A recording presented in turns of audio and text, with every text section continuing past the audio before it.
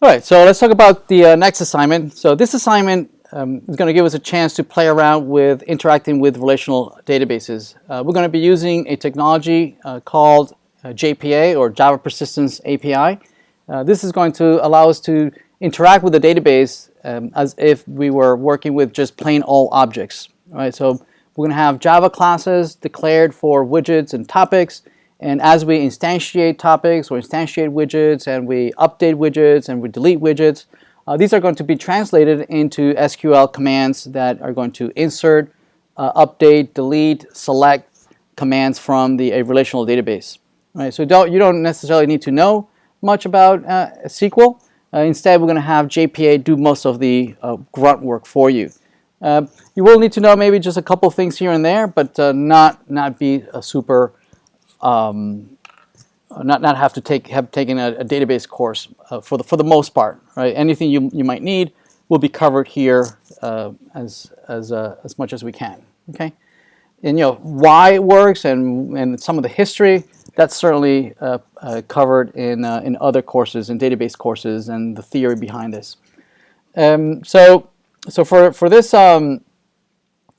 assignment, you're going to implement two Java classes, a topic Java class and a widget Java class, and we're going to, just like plain old Java objects, there's nothing peculiar about them, but we are going to annotate them with JPA specific annotations, right, that are going to map whatever we do to these Java classes, going to map it to SQL tables, right? So by creating a Java class, JPA will create a table for us. Right? By creating new instances of topics and widgets, JPA will do inserts for us. Right? If we do deletes on these objects, it will delete records in the database. This is a data model for the whole thing that we're building. Perhaps not all of it, but let's see. We have focus on users. We have focus on courses, modules, lessons. For this assignment, we're going to focus on these two: topics and widgets. Right? The peculiarity between the two is that there will be a relationship between the two. One topic is going to have many widgets, right? So there's a one-to-many relationship between a topic and a widget, as opposed to answers might have there's a many-to-many, right? We have a student has many answers for a question, and a question has many answers from different students. That's a many-to-many, right? And we'll play around with many-to-manys later on, right?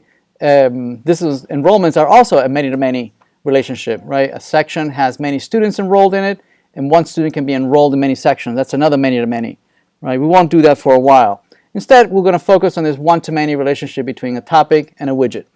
Right? Currently, you might be storing a topic in another database, using another URL, another web service that someone might have provided for you. So we're going to replace that with your own service, right, in your own server, right, so that we can store it in your own database. Right? So instead of storing it in some remote database like you might have been doing so far, we're going to be storing that in our local own database. Right? Same thing for widgets.